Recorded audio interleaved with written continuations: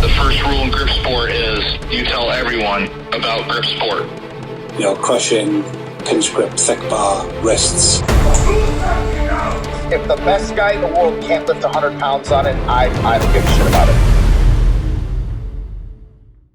Welcome back to another episode of the Grip Show. So, happy New Year to everybody in the grip world. And yes, the Grip Show is going to continue to keep putting out stuff, even if it's New Year's Day. We're putting stuff up. We got announcements. We got interviews. We got things that we're going to be handling. So, yeah, no slowing down as we head into 2025.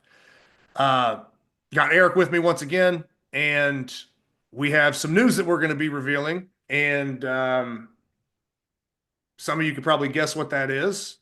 There's a lot of other things it could be, but yeah, just to go ahead and throw the spoiler alert out here. We're going to talk about King Kong a little bit. So we're going to talk about this year's 2025 King Kong. And yeah, Eric, anything that you wanted to sort of lead in with? Yeah, well, every year King Kong events are announced only in the new year. So I've been saying that for a while. People have been reaching out saying, what are the events for 2025? Because people want to order equipment, people want to get ready. So now, January 1st, I'm going to announce the events. This is the earliest I've ever announced them. So hopefully people have 10 full months to acquire the equipment if there's any that they need to get and start training on it and plan everything out. So for those who don't know, King Kong is the world's biggest multi-venue contest. We had 373 entries in 2024.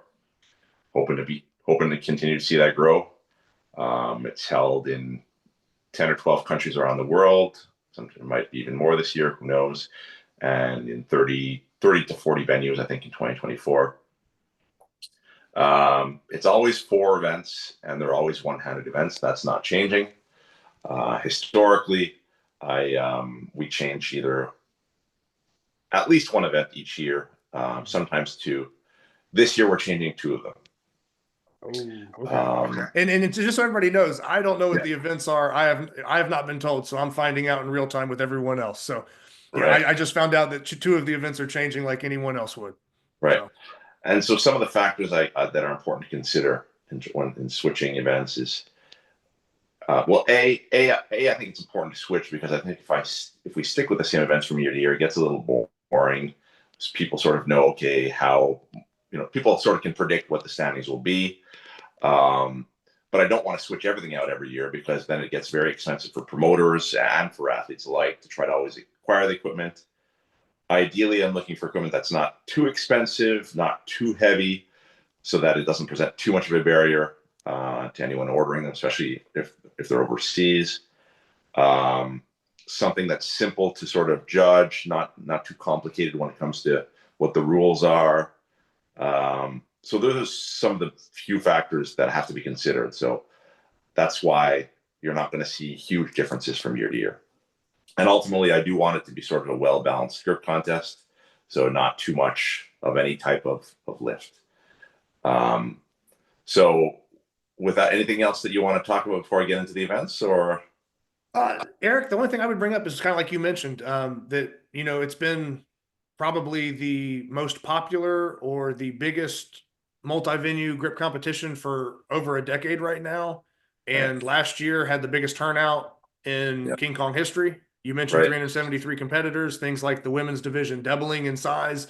I don't know the math on it, but probably teens competitors and the youth, classes probably, had higher numbers as well. So yeah, I think it's in a good place. And yeah, like I said, hopefully with this information getting put out early, we'll get all the equipment to whoever and get them training or get them, ready to go. And this year will be even bigger than the last. So yeah, that's it, man.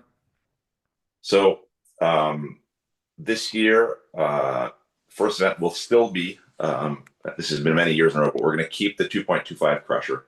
That will be the first event. I know that is a big investment. So if anyone has purchased that, hopefully you'll be happy to have gotten several years out of it. So that one, I think it is a good size handle. It's thick bar, but it's not a huge thick bar. And I think it's sort of a nice sweet spot overall for testing that type of strength. So no changes there. The first event is a 2.25 inch crusher. and you can continue to get those from FVBC. So for the second event, last year was the Ironman Pinch Block. Decided to switch that out. It's been that for the past 2 years. A few people point out that King Kong has sort of been a larger handed event overall. So the second event this year will be the Iron Mind Hub. It will be freestyle, so you can grip it any way you want. I like, in terms of judging, I think it's way easier and less stressful. It's very clear, and you can hold the hub any way you want. You just can't tilt it excessively, and you can't go under the rim. So I think that is an event where a smaller-handed person is not at a disadvantage. But I guess there's different ways to grip it. I guess we'll see.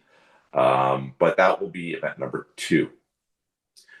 The hub is, as far as I know, is $35 for Ironmind. It's very, it's light, so it's easy to acquire. So that's another factor, reason why that was selected. Third event is also being switched. So it's been, the last few years has been the finish wall. This year, and this is probably the biggest surprise, the third event will be the 1 5/8 inch thumb blaster from Arm Assassin Strength Stop. Okay. If you've never tried that, it is a very unique feel. So this is obviously gripping it with a thumb on the down side and your fingers on the flat side, which is sort of a thinner type pinch event. I personally like the feeling of training this event. You really do feel it in the thumb, and I think it's a good name for that device. But it is more on, I guess, a thinner pinch type movement. So I think that could really maybe introduce some uncertainty in the standings, and like, will people with bigger hands do okay?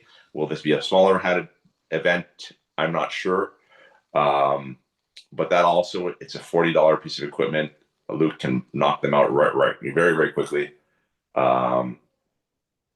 And yeah, so there's different sizes. So just be aware that the one that's being contested is the original size, which is 1 5/8.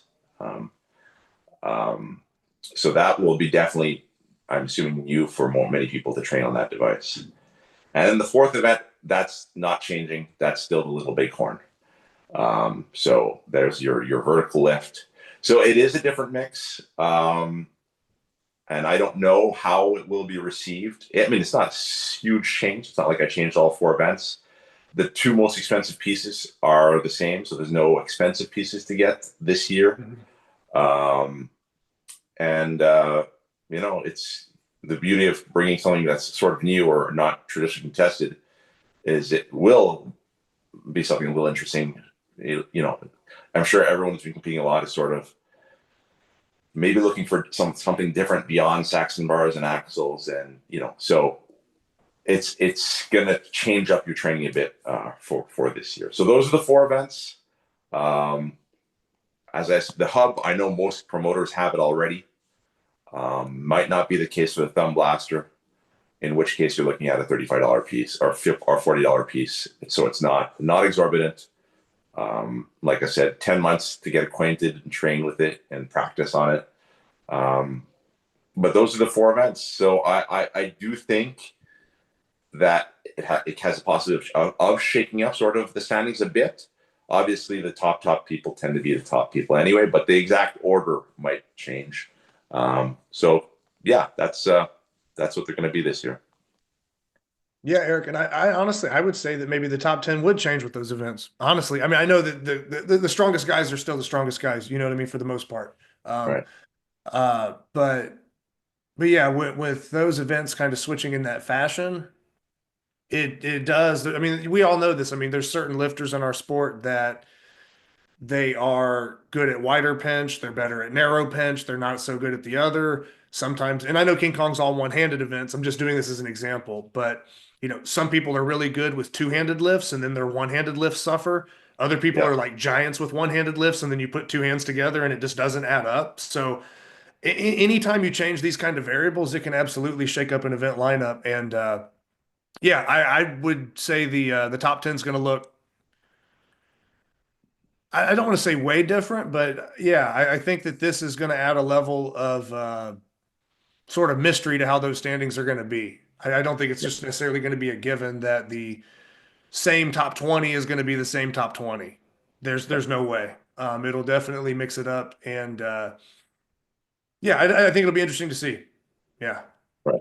I didn't see the Thumb Blaster coming. I could understand the Iron Mind hub, but yeah, the Thumb Blaster I didn't I wasn't anticipating. I don't mind that one. Me personally, I mean I've used I think I was using more like 2-inch or the 2 3/8 Thumb Blasters in the past I would train with, or I did like an unsanctioned competition back in Yeah. North Carolina on a Thumb Blaster. It's usually a decent event for me, so um I'd have to get the feel for maybe what the thinner one feels like, but Right.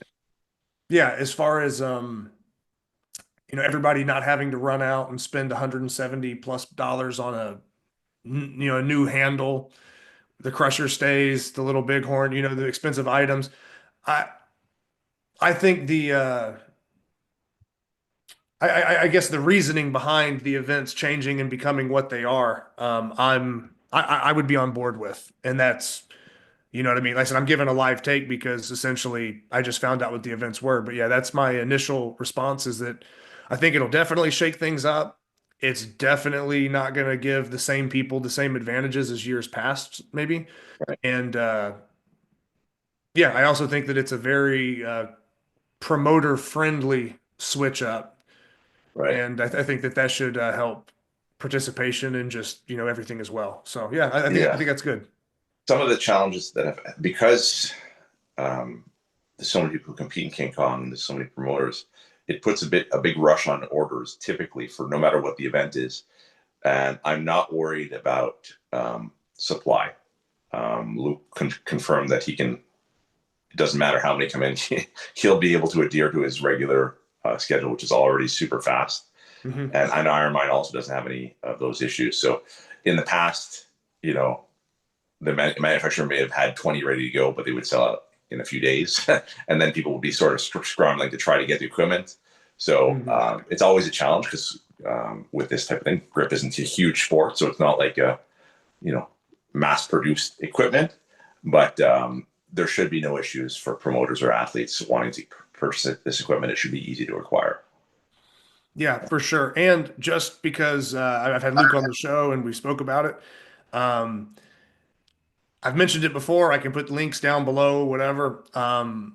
If you just type in for a discount code, the Grip Show, just one word, whatever, even if you put spaces in it and caps, no caps, I don't think it matters. I think Luke could probably figure it out. But if you just type in the Grip Show and the discount code, you will get 5% off.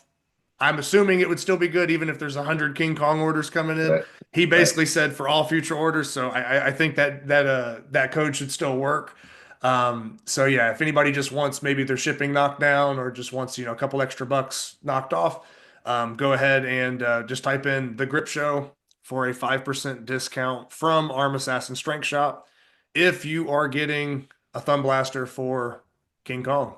So yeah, that's mostly all I really have, Eric. Like I said, I think it's everybody can debate what events are good for them, and they're going to be biased based on what they like or Yeah. what they don't like. That's a different Yeah. thing. But as far as Like, viewing it, from the outside looking in, from a competition perspective, and hosting and the big picture of it all, um, I I think it's a good choice. You right. know.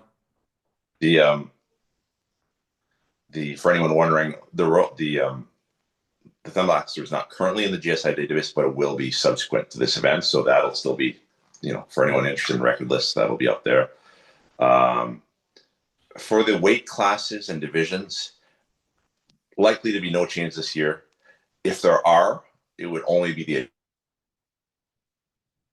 weight classes, which is all the standard GSI weight classes for the men.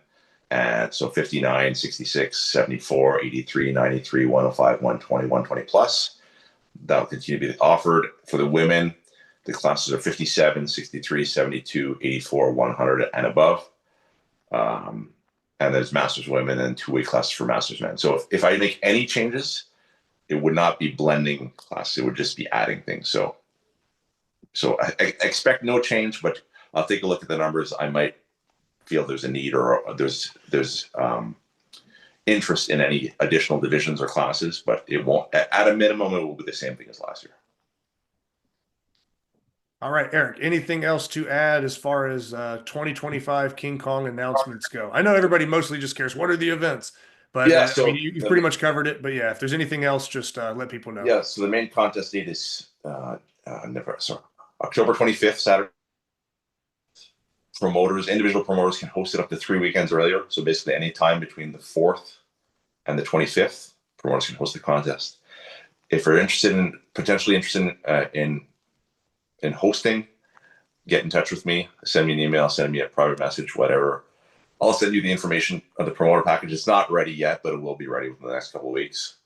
And in terms of what's involved in hosting, it's really not a big, aside from getting the equipment, that's the biggest commitment. And then it's not a very difficult thing to undertake, even if it is your first grip contest that you're hosting. So yeah, get in touch with me if you're interested, and I'll add you to the list for when I do send out the promoter package. Yeah, but let's try and break the 400 barrier this year. There's no reason why we can't. Yeah, I think it's very possible. And yeah, Eric, if you have nothing else to add, we'll just leave the people with that for now. I'm sure we'll get some comments and some stuff rolling in once this gets posted up. But yeah, so I think it's a good way to start off 2025 for the Grip Show and for the grip world in general. Is we have events being announced, well,